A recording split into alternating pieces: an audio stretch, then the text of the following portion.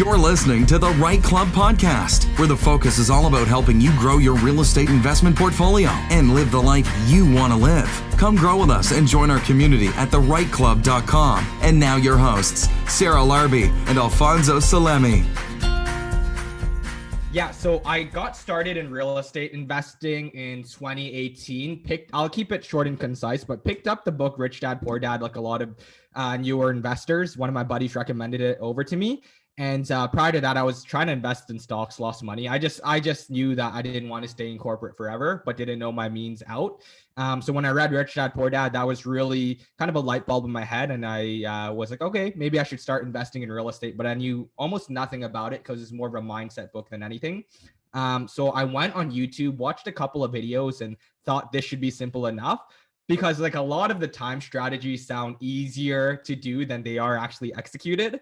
And I had about $40,000, couldn't afford anything in Toronto at the time. So went out to Windsor and bought my property there for $130,000. And along the way there, I made a ton of mistakes. We talked about that in the first podcast, so I won't reiterate all of the mistakes, but it was definitely a nightmare. However, still panned out with a good ARV after repair value. So I was able to refinance and then buy multiple properties after that.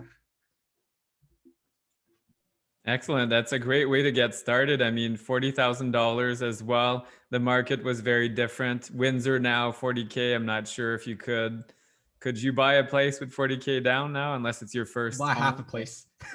Yeah. Maybe a condo, but not a house. No. If you're moving into it with 5%, you might be able to find something. Exactly. Yeah. That's exciting. Great. And how have things changed for you since the last podcast? So you mentioned you were interviewed last time and now you've quit your job and all that, but has your investment focus changed or?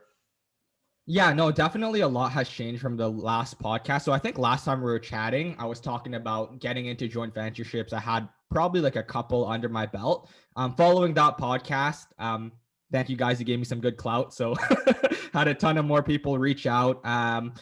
Was still hitting social media hard, branding, building credibility, and got a couple of more joint ventureships. It was mainly operating around Windsor in the small multifamily, single family space. And then of course, there was the huge pandemic, and was worried that I was going to lose a considerable amount of my wealth because I was definitely over leveraging myself. So following that experience, I learned to slow things down a bit more.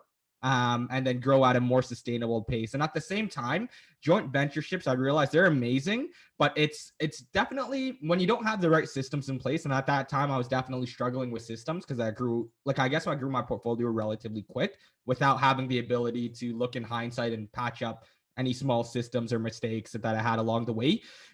So as I grew my portfolio really quick, I realized that like it's probably better that I start growing naturally myself with private money lenders and start holding these assets on my own, because with the joint venture, I get 50% of the asset. I do all of the work.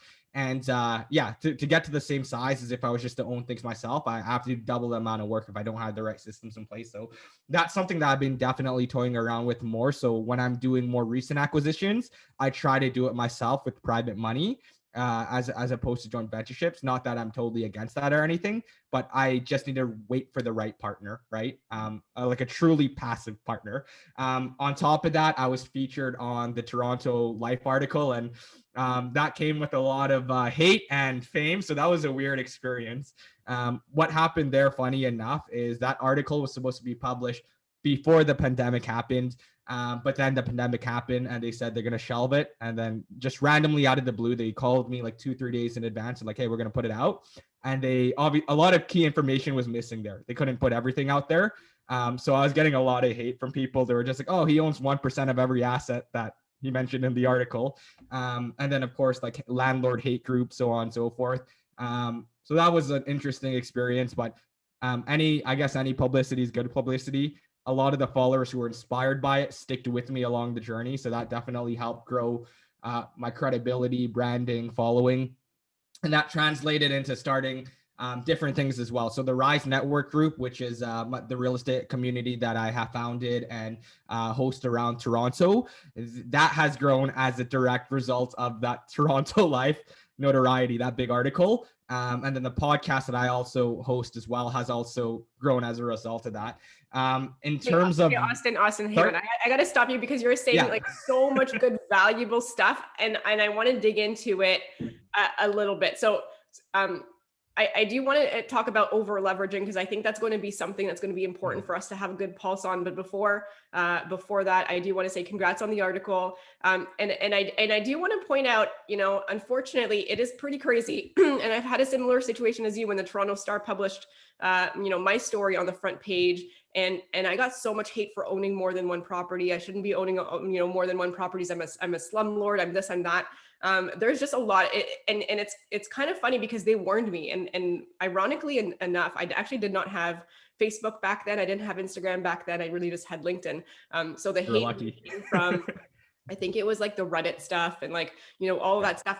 But I will say it's just we do it to inspire. We don't do it to be like, hey, look at me, look what I have. I thought your story was really well written. Of course, it's going to get taken out of context, unfortunately, but I think you got a really inspirational story. And like at the end of the day, guys, I mean, I know we're talking to the choir. People that are listening to this are obviously inspired by your story, but it is crazy, right? The higher that you get up in terms of publicity or features that you get, the more unfortunately the more hate that you get. And but I want to say congratulations because that was a great article, and the people that reached out to you for the good and to be inspired. I mean, kudos to you guys that did that.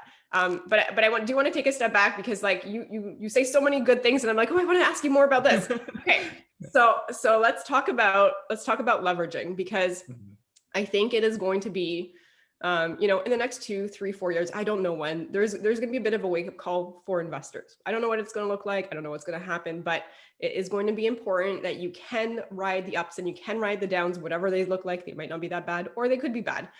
What are some things that you did, and you probably did something similar before you left your job as well, to ensure that you are not in a situation where one little disaster, you're bankrupt? Like, what are some of the things that you did in order to not over leverage? Yeah, definitely. So one of the things that I realized is that with a T4 income, it's much easier to get refinances. Any loan from the bank is significantly easier when you have stable income. So knowing that, I made sure to try to maximize my ability to get unsecured lines of credit, not pulling the money out, but being able to tap into several different banks for lines of credit. So right now I have over $150,000 in unsecured line of credit. I did that all within the period of a week. And the reason being is because I didn't want everything to hit in my bureau score. If I was to do it in 2 months or like 3 months over, like to take my sweet time with it, then like the banks are going to be like, what the hell is going on? Right. So I did that all. Actually, it was all in one day. Like I just applied to all of these things. I set like 4 or 5 hours aside. So got all of that just in case if shit hits the fan, then I still have liquidity to access. Try to complete as many refinances as possible. I wasn't able to do as much refinances as I like. I still have 1 or 2 properties that I still need to refi, which is like damn near impossible now. But I did refi all of my other properties. Or have it in HELOC. So if I need it, I can pull that liquidity out again.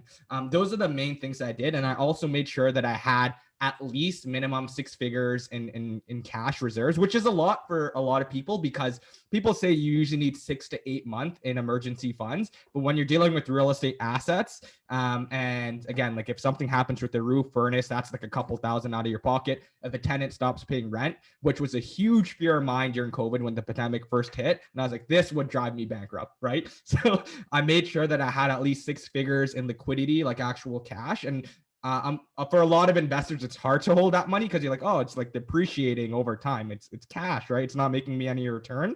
But for me, it gives me a peace of mind, which honestly, like I would take lower returns any day for a little bit of peace of mind to help me sleep at night. I mean, those were the things that I did in preparation to leaving the job. I wanted to make sure everything was refinanced. All my liquidity was in check. So if worse comes to worse, I could still survive for at least a year, right? And then I can try go crawling back to my corporate job if I really need to. Not ideal, but that was the game plan. Thanks for listening to the REITE Club podcast and joining our community of real estate investors online at thereiteclub.com, where the focus is about helping you grow. We look forward to seeing you again next week. Thanks from your hosts, Sarah Larby and Alfonso Salemi.